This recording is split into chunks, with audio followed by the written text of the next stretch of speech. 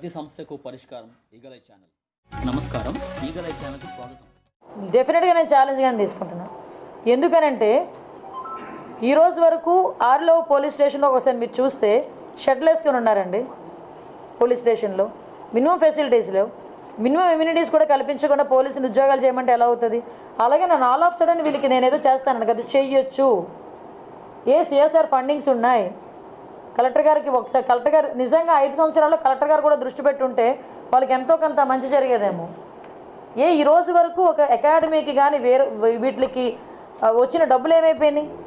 అవన్నీ పక్కన పెట్టండి. ఎకడమికల్ ఇష్యూస్ అన్నీ పక్కన పెట్టండి. టెక్నికల్గా మనం చూసుకున్నా, వాళ్ళ వర్క్ సైడ్ మనం చూసుకున్నా, డెఫినెట్గా ఉన్న పోలీస్ డిపార్ట్మెంట్ వాళ్ళకి ఇంకొకటి విషయం చెప్తున్నా. ఈరోజు ఎవరైతే రిజర్వ్ పోలీసులు కొంతమంది ఉన్నారు, ఏపీఎస్బీ వాళ్ళందరూ కూడా ఏదో ఆ టైంకి వస్తారు, ఆ టైంకి వర్క్ చేస్తుంటారు, మళ్ళీ బ్యాక్కి వెళ్తుంటారు. అలాంటి వాళ్ళని కూడా మేము ఇంటిగ్రేట్ చేసి వాళ్ళతో కూడా కోఆర్డినేట్ చేసుకొని ఫర్దర్గా ఎటువంటి చెక్ పోస్టుల దగ్గర కానీ ఎక్కడైనా డ్యూటీస్ వేసేటప్పుడు వాళ్ళని కూడా యూజ్ చేసుకునేటట్టుగా ఎటువంటి టెక్నికల్ ఇష్యూస్ వాళ్ళకి లేకుండా ఒకసారి మొత్తం అఫీషియల్స్ అందరితో మాట్లాడి దాన్ని కూడా ఇంటిగ్రేట్ చేస్తాం. ఫస్ట్ థింగ్ సోర్స్ని కట్ చేయాలి. సోర్స్ని కట్ చేయాలంటే ఆల్రెడీ వీళ్ళు శాటిలైట్ వ్యూస్ తీసుకుంటున్నారు డ్రోన్స్ పెట్టి. ఎక్కడైతే ఉందో ఆ డ్రోన్లో ఏదైతే మన పెస్టిసైడ్ ఏదైతే ఉందో, ఆ పువ్వు చచ్చిపోయే పెస్టిసైడ్ ఏదైతే ఉందో దాన్ని కూడా పిచికారీ చేసే పరిస్థితి, అది కూడా దాంట్లోనే మనం ఎంతో కొంత దాన్ని అక్కడ స్టాప్ చేయడం. మనకి ఇక్కడ లేకపోయినా ఒరిస్సా నుంచి వాటి నుంచి వస్తుంది.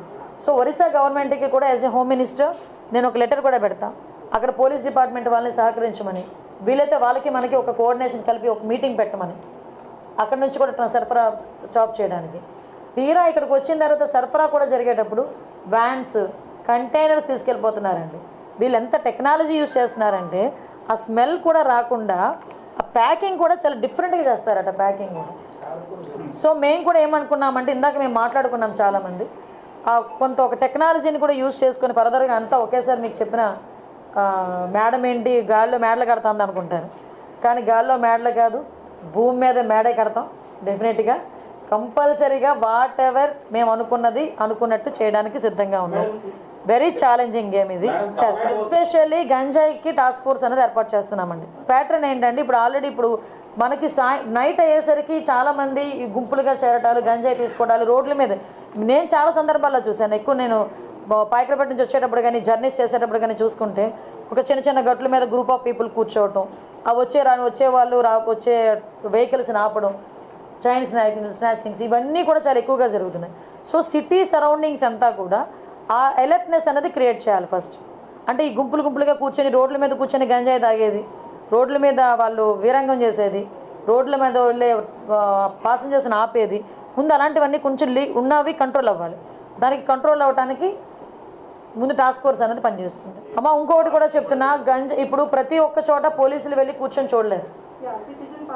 నేను అది సిటిజన్ పార్టిసిపేషన్కి కూడా నేను ఇంకొకటి కూడా మేము మాట్లాడుకున్నాం. ఎవరైతే గంజాయి విషయంలో ఇన్ఫర్మేషన్ ఇస్తారో వాళ్ళకి ప్రైజ్ మనీస్ కూడా మేము ప్రకటించడానికి కూడా సిద్ధపడ్డాం. ఎగ్జాక్ట్లీ. మీకు వీలైతే టోల్ ఫ్రీ నెంబర్ కూడా ఇమీడియట్గా మీకు ఒక 10 డేస్లోనే, అంటే నీ ఛార్జ్ తీసుకుని 1 వీక్ 10 డేస్ కూడా అవసరం లేదు, నాకు 1 వీక్లోనే ఒక టోల్ ఫ్రీ నెంబర్ చెప్తాం.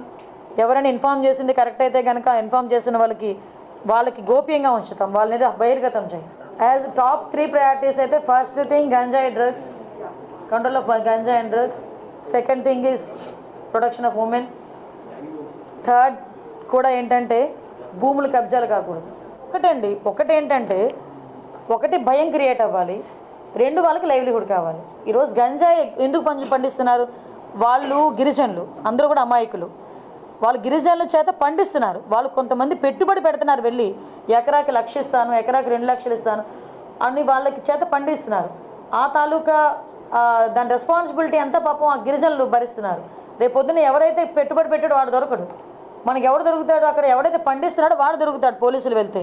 సో అటువంటి సిచ్యువేషన్స్లో వాళ్ళకి మనం కొంచెం మోటివేట్ చేయాలి.